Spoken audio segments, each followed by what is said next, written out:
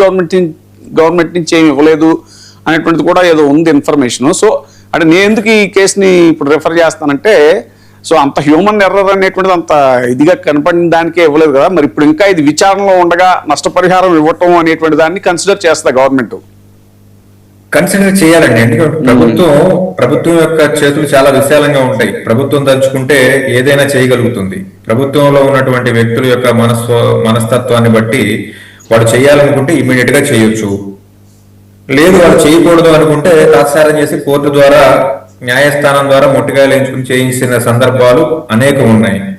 అయితే నాయకులు చేయాల్సినటువంటి మినిమం కామన్ సెన్స్ తో చేయాల్సినటువంటి కొన్ని పనులు అయితే ఉన్నాయి. వీటిని వాళ్ళు నెగ్లెక్ట్ చేస్తే ప్రజాస్వామ్యంలో ఉన్నటువంటి ప్రజలందరూ కూడా చూస్తూ ఉంటారు. సమయం వచ్చినప్పుడు వాళ్ళకి తగిన బుద్ధి చెప్తారు. ఎందుకంటే మనం ఏం ఉదారంగా ఇవ్వమని అడగట్లేదు, ఉచితంగా ఇవ్వమని అసలు అడగట్లేదు. ప్రభుత్వంలో ఉన్నటువంటి అధికారుల యొక్క నిర్లక్ష్యం వల్ల కానివ్వండి, క్రూరత్వం వల్ల కానివ్వండి 2 మర్డర్స్ జరిగినాయి.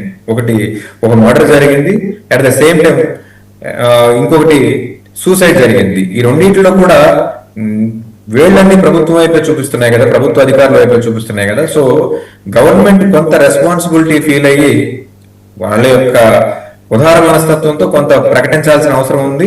అట్ ద సేమ్ టైం వీళ్ళు ప్రకటించకపోయినా న్యాయస్థానం ఏమి ఒప్పుకోదు, న్యాయస్థానం వీళ్ళ మెడలోంచి ఇప్పించేటువంటి ఏర్పాట్లు చేస్తుంది. అంటే ఇవన్నీ అడుగుతారో అనేమో అటు పొలిటికల్ గా మెయిన్ కూటమిలో ఉన్నటువంటి పొలిటికల్ పార్టీస్ నుంచి వస్తున్న వాదన ఏంటంటే అతను క్రిమినల్, అతని మీద పోక్సో కేసులు కూడా ఉన్నాయి అనేటువంటి అసందర్భమైనటువంటి ప్రస్తావన అండి.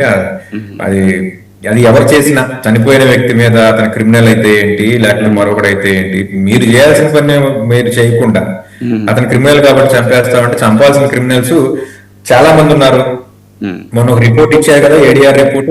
దాని ప్రకారం క్రిమినల్స్ అందరినీ మనం ఇలాగే ఏరివేసే ద్వారంలో ఉంటే మంత్రివర్గంలో ఒకళ్ళు మిగలరు ఈ స్టేట్ మంత్రివర్గంలో. So that is not criteria.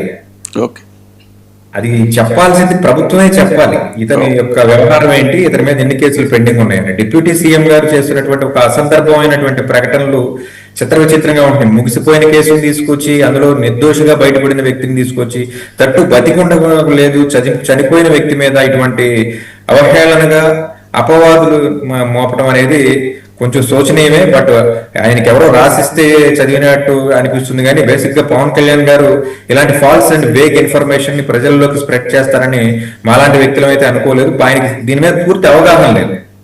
అవగాహన లేదు.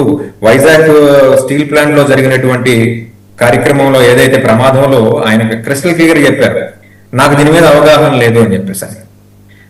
ఆయన బ్రదర్ నాగబాబు గారు ఎన్నో 2-3 రోజుల క్రితం హైడ్రో ప్రాజెక్ట్స్ గురించి నాకు అవగాహన లేదు, పలాసకు సంబంధించినటువంటి ఒక 7 అసెంబ్లీ నియోజకవర్గాల్లో నెక్స్ట్ వచ్చేటువంటి ఎన్నికల్లో జనసేన పోటీ చేస్తుంది అని చెప్పేసి ప్రకటించేటువంటి ఒక క్రమంలో గిరిజన ప్రాంతంలో హైడ్రో పవర్ ప్రాజెక్టుల గురించి నాకు అవగాహన లేదని చెప్పేసి అన్నారు. ఈ కేసులో మాత్రం ఏ అవగాహనతో పవన్ కళ్యాణ్ గారు మాట్లాడారని మనం అడిగితే దానికి సంబంధించి ఆన్సర్ చెప్పేవాళ్ళు ప్రభుత్వంలో ఎవరూ లేరు. ఓకే అండి, ఆ యాంగిల్ తర్వాత తీసుకుందాం. కన్నా రజనీ గారు నమస్తే అండి. నమస్తే సార్. అదండి, ఇప్పుడు తాజాగా చాలా ఉత్కంఠగా అందరూ ఎదురు చూసినటువంటి ఈ హైకోర్టు విచారణ సందర్భంగా ఇది వాయిదా పట్టడం జరిగింది. ఈ పరిణామాలను మీరు ఎలా చూస్తారు? సార్, ఇందాక సార్ చెప్పినట్టు ఇది కోర్టుకు సంబంధించిన రెగ్యులర్ గా జరిగేటటువంటి విధానం. అయితే ఆశ్చర్యకరం ఏంటంటే సింగళూరు వెంకటేష్